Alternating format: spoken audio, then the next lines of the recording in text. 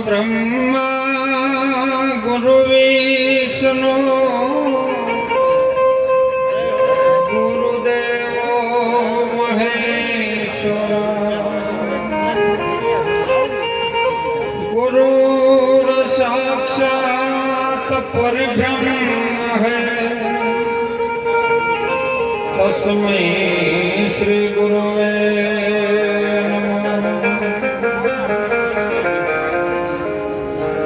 ध्यान मूलम गुरु मूर्ति पूजा मूलम गुरु पदम मंत्र मूलम बने सद्गुरु वाक्यम तो मोक्ष मूलम गुरु के नाम शरीफो जग में कोई नहीं जप तप तीर्थ में जो नामे जेसल जेवाना पातक छूटी जाए અને નામે નાશ કોરોના જેવો મહારો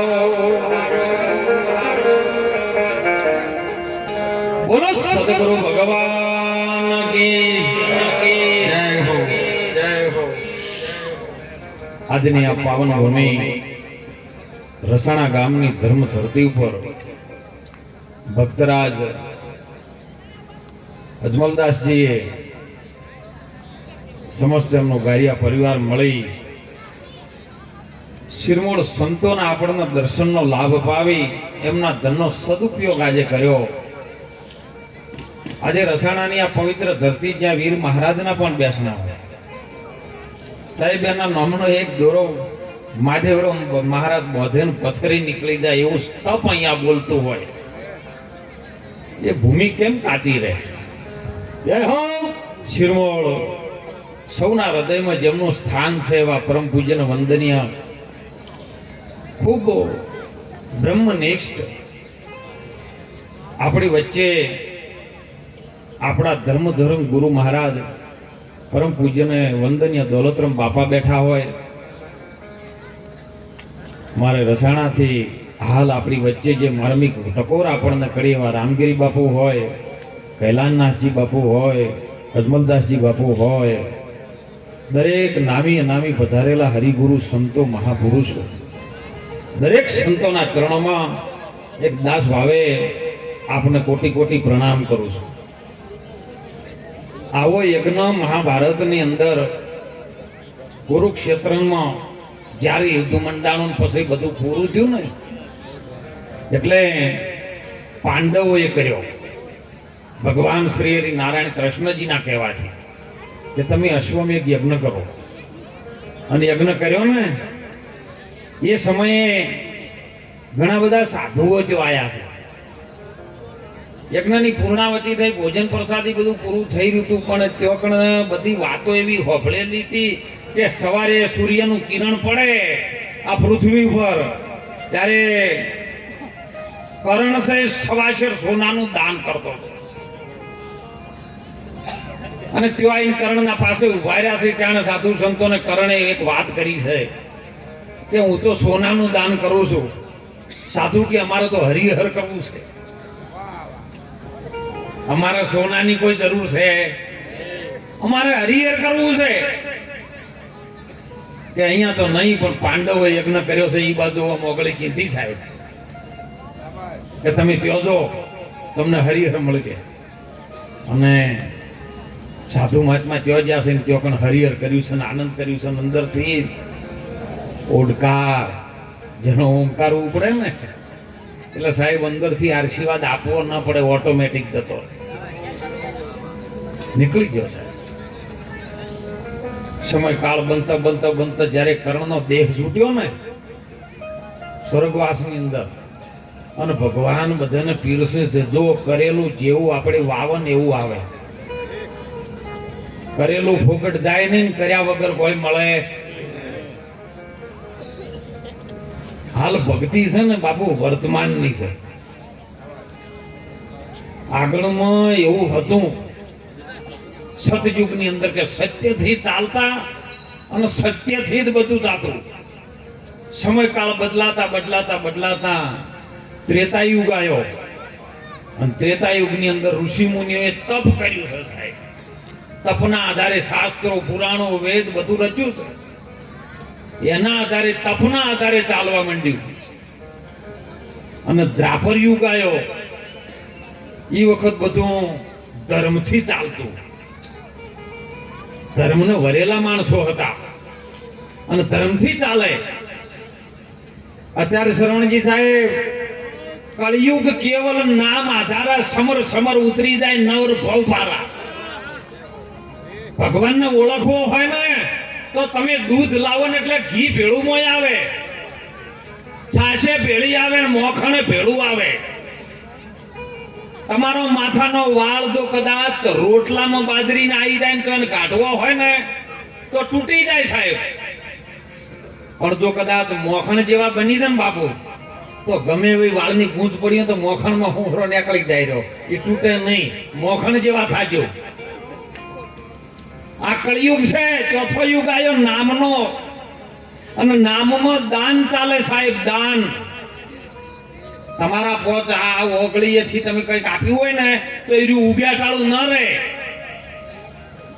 માટલું ઘડે ને કુંભાર, એટલે માટી લાવે અને તપાડે ને કૂટે ને પાછી ચાકડા ઉપર ચડાવે, પોણી રેડે, પિંડો બનાવે, એને ચક્કર ફેરવીને પાછું માટલું ઘડીને પાછો ટીપી તૈયાર કરે, નેફાડા મૂકે.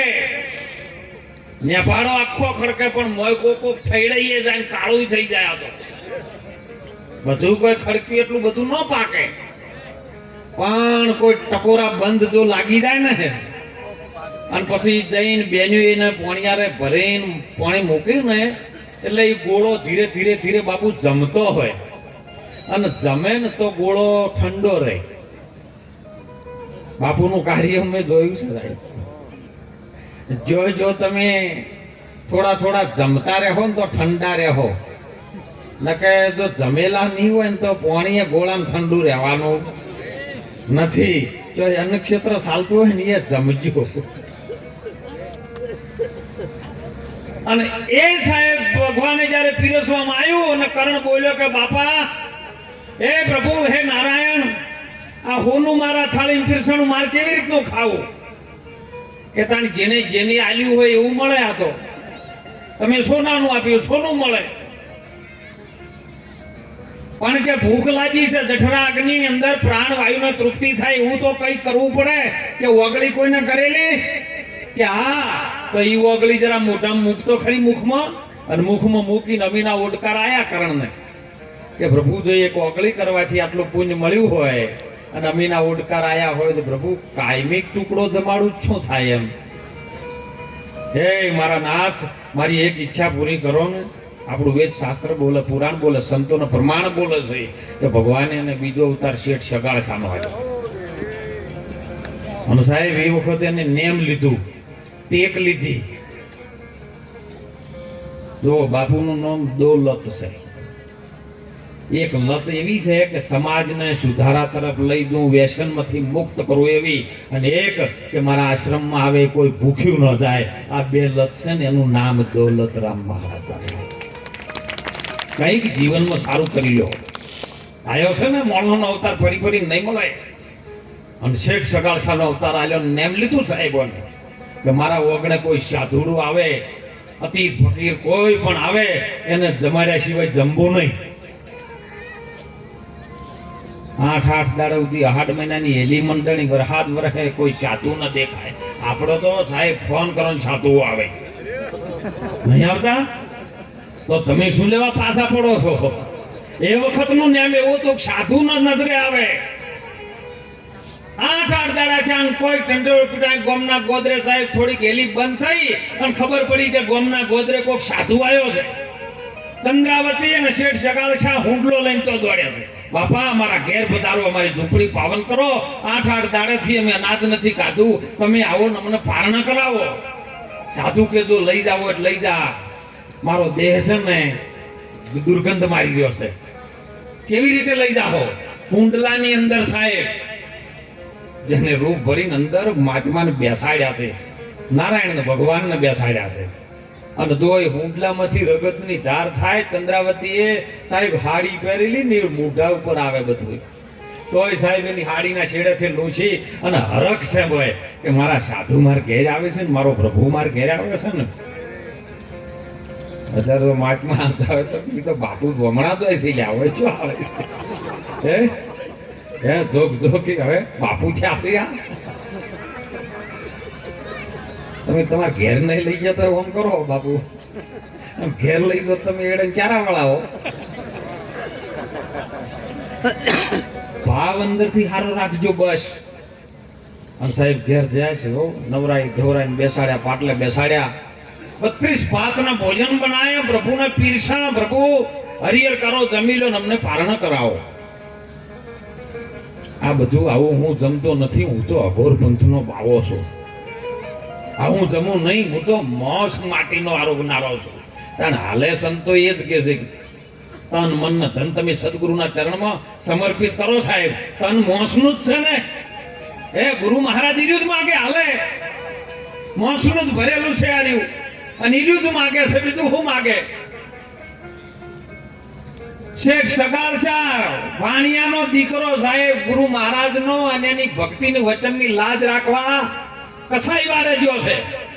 કસાઈ વારે થી જમસેમ લઈને આવતો હતો ને તાણું માજન વાળા ઉભા થાય એમના અનુયાયીઓ કે જો આપણા માજનનો માણસ છે, આપણો વાણિયો છે, અને આ કસાઈ વાળેથી આવું લઈને જાય આપણે અને નાચ બાર કાઢવો પડે. બરે ભાઈ ક્યાંથી આવે ત્યાં મારા પ્રભુ માટે પ્રસાદ લાવું છું. અને જોયું ને એટલે ચોકન ડબ્બામાં ફૂલ દેખાણો સાહેબ, અને ઓને તો આથી લાઈટ થઈ ગઈ કે જો કદાચ હું અહીંયાથી આવતો હોય ને આમાં ફૂલ દેખાતા હોય તો આ ફૂલ કરવા વાળો બીજો કોઈ નહીં, મારો હરિગુરુ સંત પરમાત્મા હોય, બીજો ના હોય. પકડ થઈ ગઈ સાહેબ, સોનમાં સોન કહું એક પોન ભાઈ તમને. આ સોન થઈ જાય તો થઈ જાય ને કે 7 વર્ષ 100 વર્ષ ગુરુના ભેળા ફરતા હોય ને તો ગાયની બોતલમાં ઈતોડી સોટેડી કદી દૂધ ના પાડે, એને લોહીચું હોય તે પડી હોય. સોન થઈ ગઈ સાહેબ, રોજ્યું કમ્પ્લીટ કરીને બેહો પ્રભુ જમો. કે આ તો પ્રાણીઓનું છે, હું આવું જમું નહીં, હું તો માણસનું મોસ ખાઉં છું. કારણ ગુરુ મહારાજે આપણે શું બનાવી પોત પ્રતિજ્ઞા આપીને માણસ બનાવી છે, માણસનું જ લીધા, બીજા કનું લે હે? આધ્યાત્મિક દ્રષ્ટિથી તમે વિચારો, માણસનું જ ખપે એમને, બીજા કોઈનું ખપતું. અને સાહેબ ત્યારે નિર્ણય કર્યો કે માણસનું મોસ તો કોણ હાલે, પણ આપણો એકનો એક કેલૈયો છે, લાવો ને એને. પણ આજ મારા ઓગણે સંત આયા છે, પ્રભુ આયા છે ને પાછા જવા દેવા. અરે મોર ધ્વજ રાજાએ અંગ વેદાયન દીધા કરણે દાન. મોર ધ્વજ રાજાએ જેન અંગ વેદાયન દીધા કરણે દાન. એ શિબી રાજા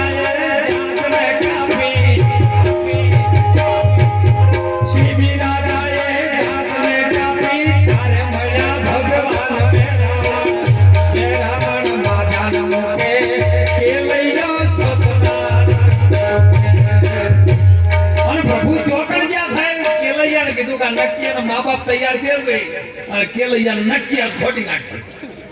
ભગવાન એક સ્વરૂપમાં ત્યાં જાય, એક સ્વરૂપમાં ગુરુકુલમાં પહોંચ્યા અને ત્યાં જઈને કેલૈયાને કીધું કે તું ઘેર ના જાતો ને તારા મા બાપ છે ને પૂરું કરી નાખવાના છે. બાપુ એ આયા સજવલજી જય હો મહારાજ.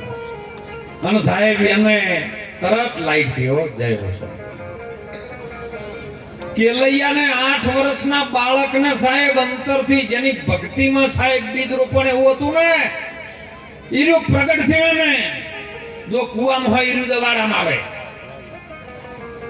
સંસ્કાર પેઢીઓથી ચાલ્યો આવતો હોય ને ઈરો જ આવે સાહેબ. તમે જેવું બીજનું રોપણ કરો એવું આવે. અને કેલૈયો સાહેબ ગુરુ મહારાજને પરમાત્માને એવું કહે કે ઘેર ના જતા પરમાત્મા કે ન કે તને બતાવી દેવાનો. તાણે 8 વર્ષનો બાળક બોલે. આપણી શું કે ગઢપણમાં કોઈ થતું ને એટલે ભક્તિ કેવી રીતે થાય? 8 વર્ષનો બાળક બોલ્યો, ભાગું તો મારી ભૂમિકા લાગે ને બોરિંગ ના ઝીલે ભાર, મેરુ શરીખા ડોલવા લાગે જેને આકાશનો નવે આધાર, મેરામણ માદાના મૂકે અને કેલૈયો સત્ય ના ચૂકે. સત્યના માટે જે તૈયાર થાય શુરવીર કહેવાય જાય. અને આઈને માને કે માં જલ્દી ફટાફટ વાર ન કરતી આ વગણે આવેલો પરમાત્મા ભૂખ્યો ન દાવો જોવે ઈ કે એમ કરો સાહેબ આમ જો ઈ કે એમ કરો ને તમે સંતો કે એમ કરો ને તો હાલ આપણું કલ્યાણ થઈ જાય એવું છે પણ આ મોઢવામાં બેઠા એટલી ઘડા હા હા બાપુ હરી હરી કંઠી ગોતો બે હરી એક તૂટે તે ખરી ગુરુ ફેરાય કંઠી ચેલા ગયા વંઠી મેળ જ નહીં આવ્યો અને એટલો સંતો પોકાર કરે સાહેબ અને ત્યાં કણ કેલૈયાને ખોડીને સાહેબ તળ મસ્તક જુદું કરી અને શેકા મસ્ત મૂકી દીધું ખોડ્યું છે ખોડીને પીરસવા માટે મૂક્યું ને એટલે જોઈ જો કે બોલો કે આ તો મળમૂત્ર વાળું છે ને આ હું ન ખાઉં કારણ અમે નિર્મળ થઈ જવું જોઈએ મળમૂત્ર વાળું હોય એનું મેળ આવે એવું નિર્મળ થઈ જાય કે અસલ માલ તો શેકામ પડ્યો છે ઈ ખોડણિયામાં ખોડો તમે જે વખત લગ્ન કરીને આયા હતા ઈ નવ દંપતીનો કપડો પહેરો હાલરડું ગોન તો ઓખમાંથી ઓહું આવ્યું ને તો આપણે જંબા રહેવાના બોલો આવું છે હાલ અને આવું લે તો કોઈ ઉભાઈ રહે હાલ હે કોઈ પ્રતિજ્ઞા લેવા આખો ના આવે બોલો સારું છે સાહેબ હાલ સમય બહુ સારો છે સંતોની દયાથી બહુ પ્રગટ સારો સમય છે અને સાહેબ પારણી એમ હાલરડું ગાયું છે ગાઈને જમ સાહેબ પીરસી ભોજન પીરસ્યું બાપા જમી લ્યો કે હું એકલો જમતો નહીં મારે એવી ટેક છે કે તમારા ઘરમાં કોઈ બાળક હોય ને તો જોડે બેહારું ને એને પોચ મોઢા ભરાવું તો જ ધર્મ હારી ગયો સાહેબ શેઠ સગાળ સાહેબ ધ્રુજી ગયો કે પૂર્વ જન્મની અંદર કોઈ મેં સાધુ સંતોને રંધાડ્યા હોય તો મારા પૂર્વ જન્મનું કોઈ પાપ તાજ્યું હોય તેથી જ આવી પરિસ્થિતિ આવે ને કે આવે ત્યારે જો ભારતનો પુરુષ હારી ગયો ધર્મ હારી ગયો અને ત્યારે જોડે ચંદ્રાવતી મહાશક્તિ પ્રગટ થઈ અને એને કીધું કે મારા નાથ ચિંતા ન કરો આજ આપણા ઓગણ્યા સાધુ ભગવાન બની આવ્યો છે ને એ ભૂખ્યો નહીં જવા દઉં સાધુ હું કીધું કે બાપા જમી લો હું ચંદ્રાવતી નારી છું જૂઠું કદી બોલતી નથી મારા ગર્ભની અંદર 5 મહિનાનો ગર્ભ છે અને જો છતાં તમને ન દેખાતું હોય ને તો કટાર મારી બતાવી દી સાહેબ કટારી લીધી ત્યારે કોક ચીરવા માટે છે ને ત્યારે ભગવાને કીધું છે કે માગો માગો તમે માગો હાલો સાહેબ હાલ સમય કરતી તો અત્યારે સંતોના આશીર્વાદ આપણને ફલમાં મળી જશે પણ સાહેબ હે ખૂબ આજનો યોગ રચ્યો છે આવો ધર્મનો મંડપ નીચે જેમ અજમલ રાજાએ ભક્તિ કરીને ભગવાનને દ્વારકાથી ઊંડું કાશ્મીરમાં આવવું પડ્યું હતું ને એમ આજે પણ જો એની એ જ રાશિ હે એની એ જ રાશિના પુરુષ અજમલદાસ છે જેમને સાહેબ બહાર બીજો ભરી માતાજી અંબાજીની આદ્ય શક્તિની પૂનમો ભરી અને જો દેવી શક્તિ પણ અહીંયા આવી અને ભગવાન રામદેવ પીર પણ અહીંયા હાજર પ્રગટ પરમાત્મા સ્વરૂપા સંતોને લાયા હે એટલે ખૂબ સાહેબ ચેતન થઈ ભગવાનનું ભજન કરજો ભાઈઓથી હેત રાખજો બધું સારી રીતે ભગવાનની દયાથી બધું સારું છે સંતોના આશીર્વાદ જેટલું બને એટલું સાધુ સંતોના આશીર્વાદ લેવાનું પણ કરજો ટૂંકમાં દ્રષ્ટાંત કહું આપણે બાપુને પણ થોડા બાપુનો આપણે લાભ લેવાનો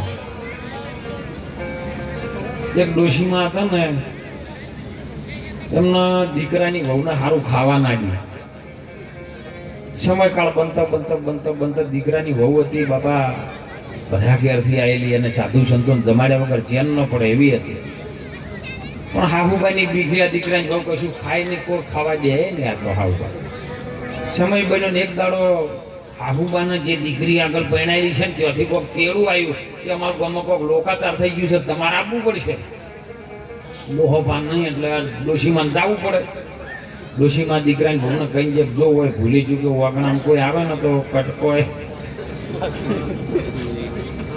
હવે ગરમ પાણી મિલે અને ડોલમાં રાશીને હાગણામાં રાશીને બેઠી કૂતરું આવે તો ઊંડું પાણી રેડતી હોય એ કોકને શું ખવડાવે એટલે બહુને સમજાવ્યું કે કોઈ પણ હોય આવે ને એને જવા દેતી કોઈ મોય અંદર એન્ટ્રી ન થવી જોઈએ નેકને થાય બે ખેતરવા જેવો પહોંચ્યા છે દીકરાની બહુને એમ થયું અને એવા ટાઈમે કોઈ તાજા બનેલા હતા ને મારા જેવા એ માટમાં આવ્યા ચોળી ફેરવતા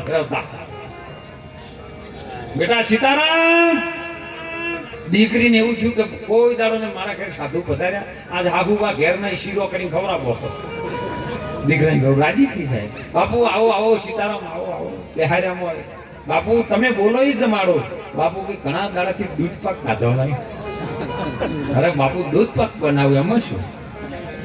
જોરદાર સાહેબ, કાચુર બદામ દૂધ પાક શાલ બનાવીને ગરમા ગરમ તોહળી મેલ્યો. બાપુ દૂધ પાક બની ગયો છે. એ બેટા વાટકા મેલ ઠરવા જે ઘડી વાર ગરમ લાય છે. ઓહો, અને ચોકન ડોશીમાં બે ખેતરવા જેલા ને એક કાળો નાગાડો ઉતર્યો રસ્તા.